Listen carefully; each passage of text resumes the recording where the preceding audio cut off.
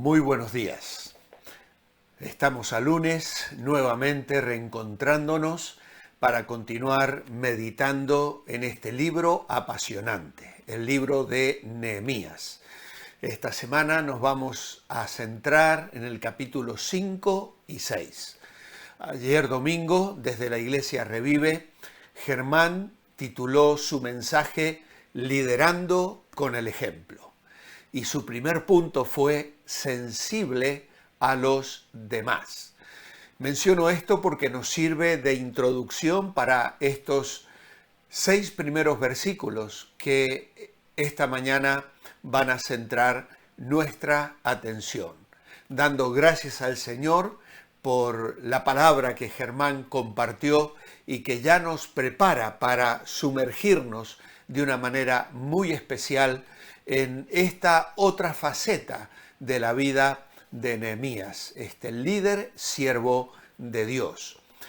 El capítulo 5, versículos 1 al 6, dice lo siguiente: Entonces hubo gran clamor del pueblo y de sus mujeres contra sus hermanos judíos. Había quien decía: nosotros, nuestros hijos y nuestras hijas, somos muchos, por tanto, hemos pedido prestado grano para comer y vivir. Y había quienes decían: hemos empeñado nuestras tierras, nuestras viñas y nuestras casas para comprar grano a causa del hambre. Otros decían: hemos tomado prestado dinero sobre nuestras tierras y viñas para el tributo del rey. Ahora bien, nosotros y nuestros hermanos somos de una misma carne, y nuestros hijos son como sus hijos.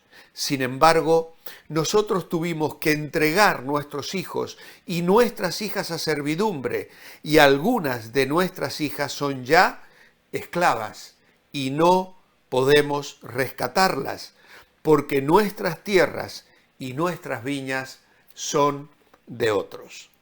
Cuando oí su clamor y estas palabras, me enojé mucho, dice Nehemías. Sensible a los demás, una respuesta de enfado al descubrir una situación desconocida para él. Esta sección de Nehemías nos muestra algunas memorias y nos dan ejemplo de los múltiples recursos que como líder él usó para enfrentarse a una cuestión completamente diferente en Judá. En cada uno de los capítulos precedentes, Nehemías ha tenido que ir solucionando diferentes problemas de índole general. En el capítulo 1, este siervo de Dios se enfrentaba en primer lugar a algo muy personal: su propia reacción ante la noticia de la desesperada situación en la que se encontraba Jerusalén, el destino que parece aguardarle allí y la aceptación de responsabilidades para viajar y reconstruir la muralla de la ciudad. El capítulo 2 planteaba un problema político: ¿cómo un funcionario de palacio iba a poder convencer al rey de Persia para que le permita ausentarse de la corte por asuntos que tenían que ver con sus recuerdos y amores personales, ancestrales de su familia y de su pueblo? El capítulo 3 presentaba los problemas de índole administrativa y material que conllevaba la reconstrucción de la muralla, junto con el desengaño de ver cómo algunos hombres influyentes se desentienden del proyecto, en el versículo 5 del capítulo 3.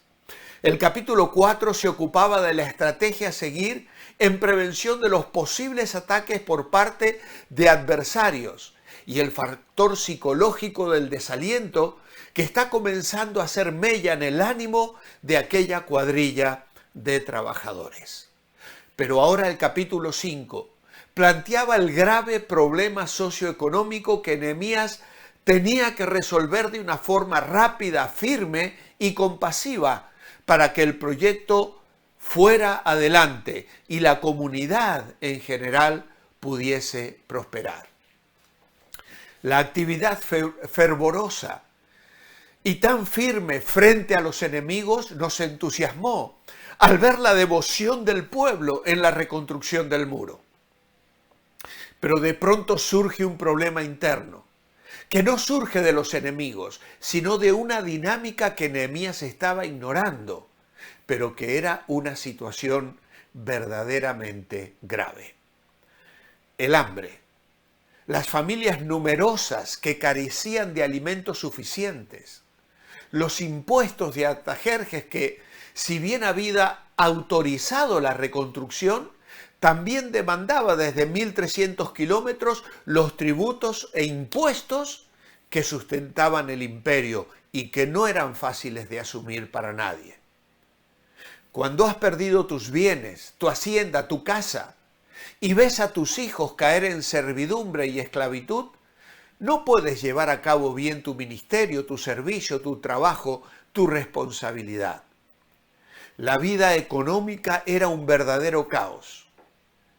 Y las hipotecas e intereses agobiaban enormemente a las familias de Israel. Dios en la ley había previsto formas para que esto tuviera una salida digna. Pero esas leyes no estaban siendo aplicadas y el clamor del pueblo empobrecido los llevó a venderse a sí mismo y a sus hijos e hijas.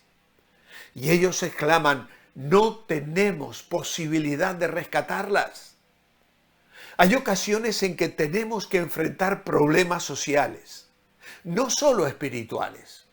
Y la iglesia no puede ni debe ignorar esas situaciones.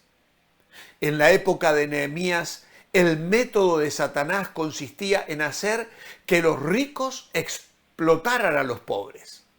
El hambre, las familias grandes que alimentar, los altos impuestos del gobierno persa y la combinación de todos estos factores condujeron a la bancarrota a los pobres agricultores judíos. La buena voluntad que tenían los agricultores para ayudar a reconstruir los muros de Jerusalén puede haber contribuido también a esta situación tan difícil. El tiempo que pasaron en Jerusalén, lejos de las tierras que cultivaban, solo podía haber empeorado su situación. Es indudable que sus tierras indefensas quedaron a merced de los ataques de los hombres de Sanbalat. Al ver que los ricos se aprovechaban de los pobres, hizo que estos se resintieran todavía más por la dura situación que atravesaban. Cuando lo que obtenían al hipotecar sus tierras no era suficiente para pagar las deudas, se veían obligados al recurso más desesperado: vender a sus hijos como esclavos. Si no, se morirían de hambre ellos junto con sus hijos. A veces, en épocas antiguas, se prefería la esclavitud con un buen amo a la libertad. La casa y el alimento que recibía un esclavo le ofrecían una seguridad relativa en comparación con el pobre libre que vivía al día y apenas ganaba lo suficiente para sobrevivir. No obstante, la esclavitud, aunque ofrecía cierta seguridad, seguía siendo una humillación para los israelitas. Dios los había rescatado de la esclavitud en Egipto. La esclavitud podía ser humillante, especialmente para las hijas, ya que a las esclavas algunas veces las trataban como a esposas secundarias.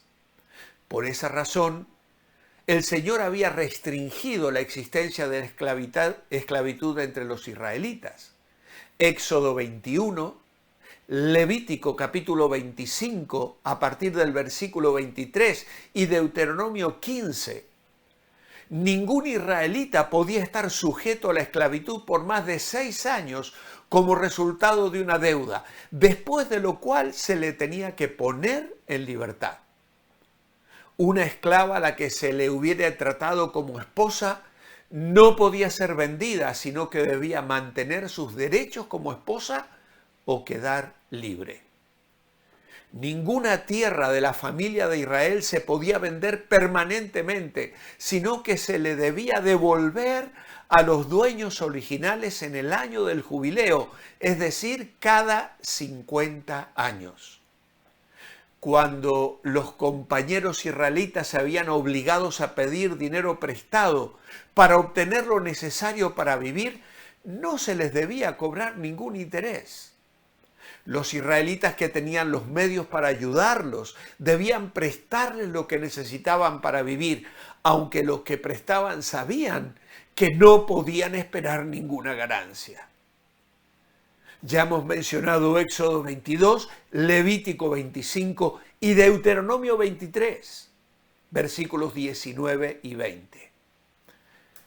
Vamos a leer este texto de Deuteronomio 23, versículos 19 y 20 dice: no exigirás a tu hermano interés por el dinero, ni por los comestibles, ni por cosa alguna de la que se suele exigir interés.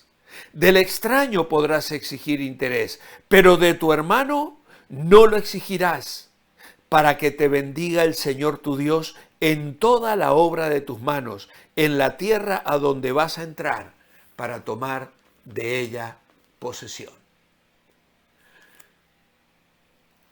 Ayudar a un miembro del pueblo escogido no era un acto de negocio, un asunto de negocio. Era un acto de caridad, de bondad y de obediencia a la palabra de Dios que había prometido bendecir. Pero los contemporáneos de Nehemías estaban pasando por alto flagrantemente estas provisiones de la ley de Dios. No las estaban obedeciendo. Por eso mi reflexión personal para concluir esta mañana: el enemigo de la obra de Dios no descansa. Ataca desde un ángulo y luego lo hará desde otro. Nehemías aquí se enfrenta a un problema muy difícil de resolver que tenía potencialmente el peligro de acabar con el proyecto de reconstrucción justo cuando iban por la mitad. Y casi lo hace. Aunque los creyentes tengamos un objetivo común, si nuestros afectos están divididos, el trabajo se verá afectado. Y aquí el pueblo estaba a punto de dividirse porque ¿cómo puedo sentir amor y trabajar en objetivos comunes junto a una persona que se llevó esclavo a mi hijo o a mi hija? Cuando surge una necesidad y tenemos la oportunidad de ser de ayuda, lo hacemos sin esperar ser retribuidos. Damos por gracia, tal como la hemos recibido de parte de Dios. Mi oración escrita esta mañana es: amado Padre, hoy el enemigo trabaja para dañar los hogares cristianos. Las familias están en su punto de mira. Danos sabiduría para no caer en sus trampas. Cuida nuestros hogares, bendice nuestro trabajo, suple nuestras necesidades y haz de nosotros buenos administradores para vivir no endeudados, sino vivir en libertad. En tu nombre, amén. Os espero mañana, martes, para seguir meditando en este capítulo 5 de Nehemías. Manteneos bendecibles.